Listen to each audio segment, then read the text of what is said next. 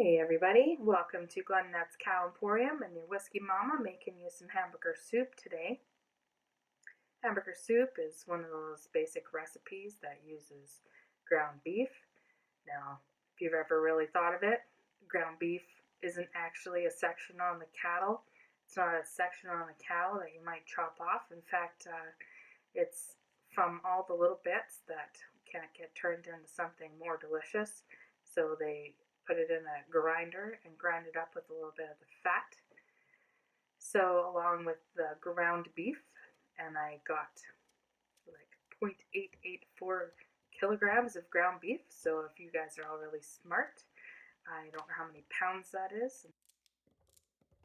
So I've got my onion and my celery prepped. I got my Tupperware chopper out. I used to sell Tupperware until I decided I'd spent enough money on that. I'm not really a good salesperson.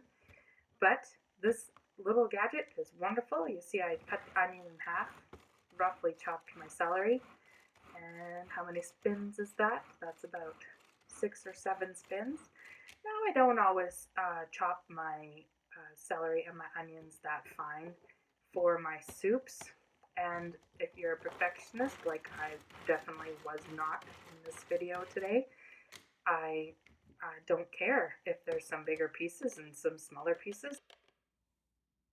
That was garlic that I put in there to also chop up.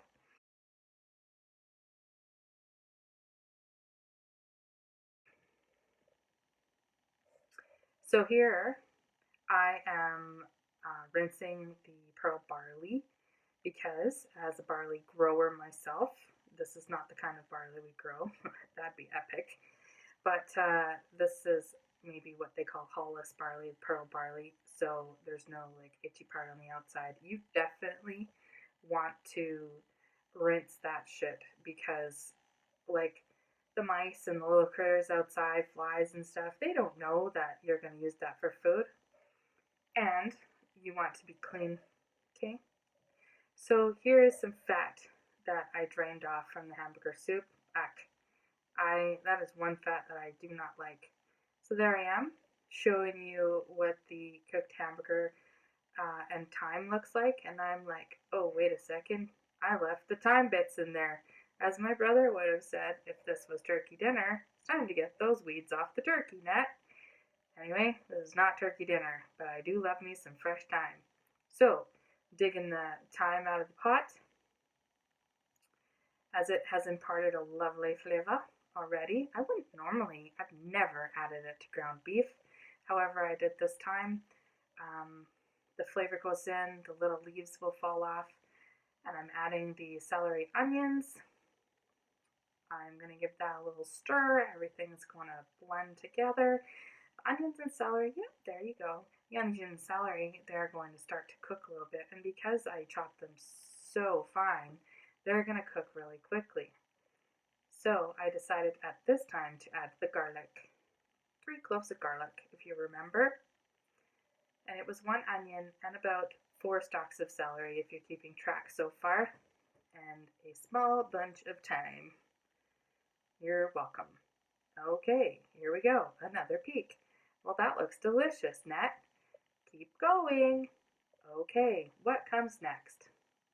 I wonder. Give it a shake. Make sure it's all settled into the bottom of the pot.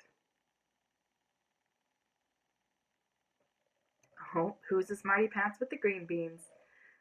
That's a green bean smile if I've ever seen one. So I take this time to cut those little green beans smaller. And you know what, folks? Green beans is not something that I've ever added to my soup before. Oh, here's the barley. Dumb nut. Actually poured the water on the counter. Oh, I'm pointing out here that I bought some beef broth, 30% less sodium in this broth. I don't know, folks, if you've ever gone to the store lately and just bought you some regular old soup bones.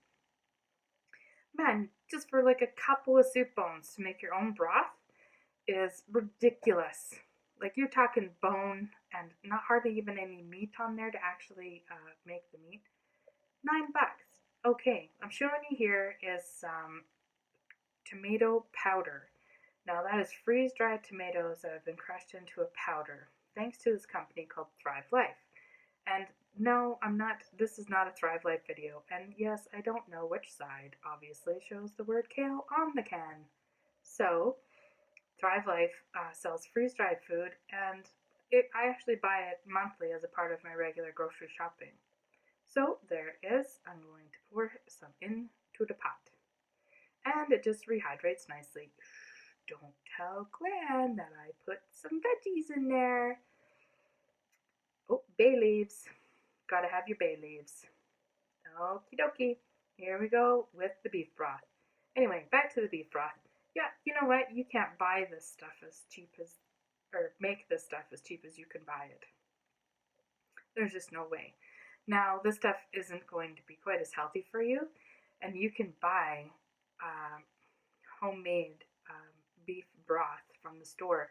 But man, you think the bones are expensive. Just try buying the beef broth for like $20 for just a tiny little container of beef broth. Anyway, I do have some bones out in the freezer, but this chickie was not prepared to do that for today. Oh, guess what? We just need to let those things meld together. They're going to hang out there together and they're going to party and their flavors are going to talk to each other. Waiting patiently. And the barley is going to par cook. So now it's time to put the vegetables in there. That will be quite a bit more obvious. I wouldn't normally use this kind of shredded carrot, and I would never put green beans in there normally, but I have these vegetables in the fridge that are kind of needing to be used. And the bunny, when he went home to university, forgot to take his shredded carrots with him. So I'm using those up. And you know what? It adds some extra vitamins and minerals and goodness in there because we don't get enough of our fruits and vegetables every day. Okay, here we go again. Time to wait.